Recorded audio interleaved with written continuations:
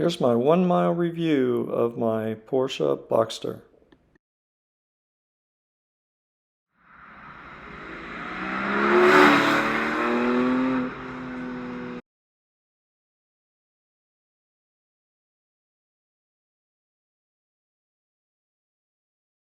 Is this 2022 718 Boxster GTS 4.0. It's the 718 that everybody said they wanted, and Porsche first gave it to us for the 2020 model year. Many of the options on our Python Green Cayman S came standard on the GTS 4.0, so these two cars have a very similar specification. GTS 4.0s are still very new, and not many are for sale in the used market. However, used prices seem to start above MSRP, indicating that they haven't depreciated much, if at all. The 718 Boxster GTS 4.0 makes 394 horsepower, and it also makes 309 pound-feet of torque, like the Cayman S, though the torque peaks much later in the rev range compared to the Cayman S's turbocharged flat 4. It weighs 3,157 pounds with a 6-speed manual transmission, which is only slightly heavier than our Cayman S test car. It came standard with a limited slip differential, which is something you had to opt for in the 718 Cayman S. This particular car has an option I've never encountered before: PASM suspension plus 10 millimeters. Because the GTS 4.0 starts at the same ride height as a Cayman S with PASM Sport, this one is 10 millimeters higher than our Cayman S test car. The owner chose this plus 10 mil option because he didn't want to scrape his low chin spoiler over driveways. The Carmine red paint scores 1 paint can on renbo.org, so it's a common color.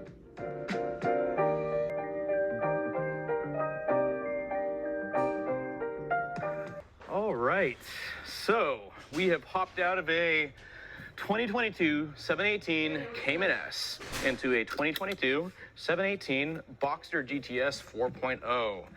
Now, these two cars are very similar except for one key difference, and that is one is a, well, I should say two key differences. One is a convertible, one's a coupe, but one has a turbocharged 4-cylinder engine, which is the 718 Cayman S, and this one has a 4-liter naturally aspirated flat 6. This car makes 394 horsepower, so a bit more than the 350 in the Cayman. Its torque number is going to come up a little bit later, and here's this jet. But the 718 Cayman S, its torque band is below 2,000 RPM all the way to 4,500 RPM. This naturally aspirated flat 6 doesn't have quite as high as a torque band or wide, but it has the same torque number at 309 pound-feet.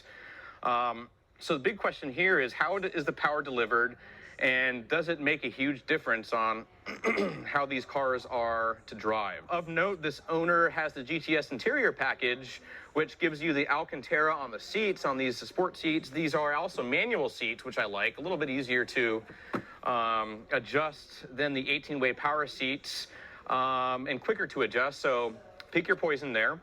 Yeah, and basically, this is going to be an interesting drive to see how much different these two cars are.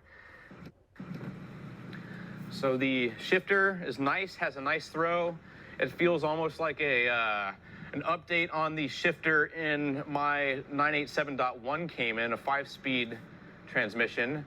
It has not that quite rifle bolt feeling of a GT3, but a very positive shift throw that has the correct amount of lightness to it that fits this type of car very well, or at least I think it does. So far, it feels nice.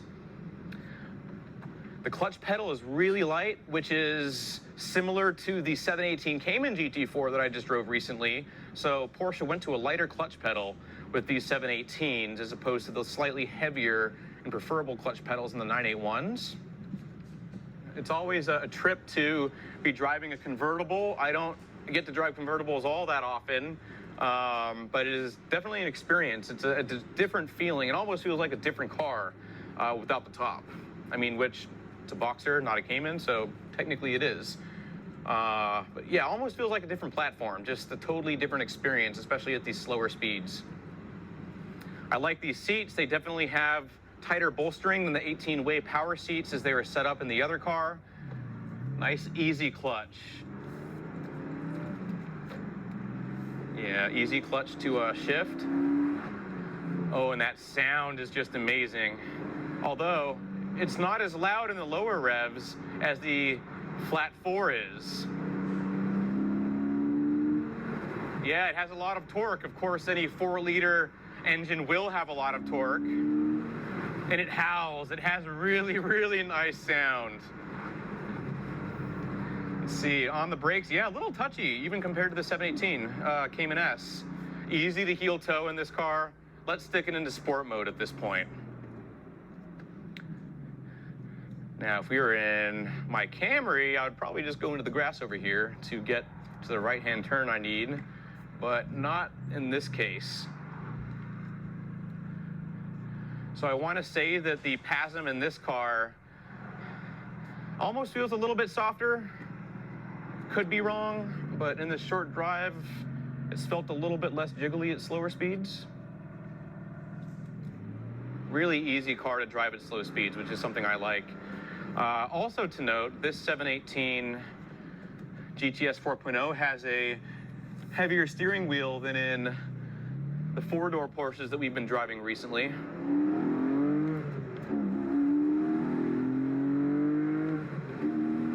Oh yeah, so the big difference with this car versus the 718 Cayman S is you can tell this car is just getting started when you already feel like you're going fast.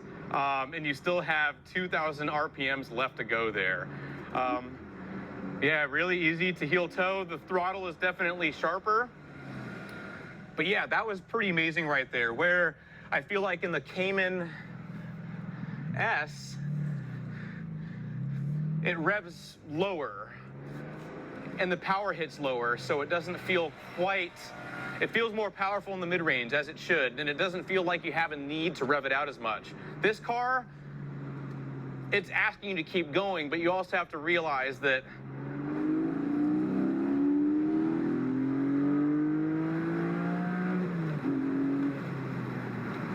yeah, let's slow that down there. Yeah, it's you have to have a little bit of commitment to stay in the throttle that long, that's for sure. Oh, I was already in the right gear.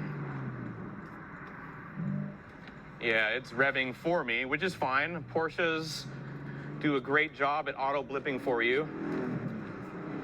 Yeah, that's an awesome exhaust. You know, it's not as loud as the 718 Cayman S. It's still loud, but it's not, it doesn't scream quite as much as that flat 4-cylinder does. So if you like loud exhausts, you might prefer the Cayman S if you don't mind flat 4s. But this car, to my ears, I do prefer the sound a bit more. When it comes to power delivery, I'll put it this way. I actually might rather have a 718 Cayman S than an autocross because of that low-end torque. Whereas this car, this is a track car. This is a backroad car where, you know, you have a little bit more room to wind it out. So here we are, back at Amelia River Golf Club, and let's see how I can gather my thoughts with this. I am surprised to say, when it comes to the 718 Boxster GTS 4.0 versus a 718 Cayman S, there's not much of a difference the way I feel driving them. They each have their pluses and minuses, which are different. This one sounds a bit better, but I feel like the mid-range torque of the turbocharged car will come in a little bit more helpful in certain situations. I also, crazy enough, I like how loud the sound is in the other car and how enveloping it sounds, because you have this hard top and the sound waves are just bouncing around inside the cabin, I can only think. Whereas here, I can hear the exhaust sound is really well, but I don't hear it right behind me. So it's almost a more visceral experience in the 718 Cayman S when it comes to sound, especially when you're on full throttle. There are also a few more pops and bangs if you're into that sort of thing. But yeah, this car definitely has a nicer sound. And if you don't like turbo lag, this car has so much torque with its big displacement that wouldn't matter all that much. It's really coming down to nitpicking here. Man, I'm not quite sure how I'm not sure which one I'd pick if it came down to it. Car show. It says Carmine Red, It's a Boxster GTS 4.0. It's a good looking car. It doesn't scream look at me like that Python green 718 Cayman S did. And it's a Boxster. So I'm going to say this car is going to score a little bit less than the 718 Cayman S purely based on its color. So I'm going to call this an 8 out of 10 for car show. For daily driving, I gave the 718 Cayman S a 7.75, but I actually think this one is probably a slightly better daily driver if you're okay with this transmission, with a manual transmission for daily driving. And that's because I feel like the PASM suspension in this car is slightly more compliant. And maybe that's because this is not sport PASM and it's been raised a little bit. Whereas that other car felt, I want to say, slightly stiffer and a little more jiggly just driving around, which stiffer suspension when you're doing sporting driving, it's great. But for daily driving, I think I'll probably take this, and I'll give this an 8. I'm going to call this the exact same road trip score as the 718 Cayman S, and that's going to be an 8.25. Reason being is that you have a frunk, you have a trunk, and you have room for one person. You know, you got a good amount of space here. Maybe a little bit less room due to not having room behind the seats for storing things, but overall, this is a good road trip car, especially for a weekend trip or going to Porsche Parade or something like that. This is a car that you would want to show up in and you'll be comfortable getting there.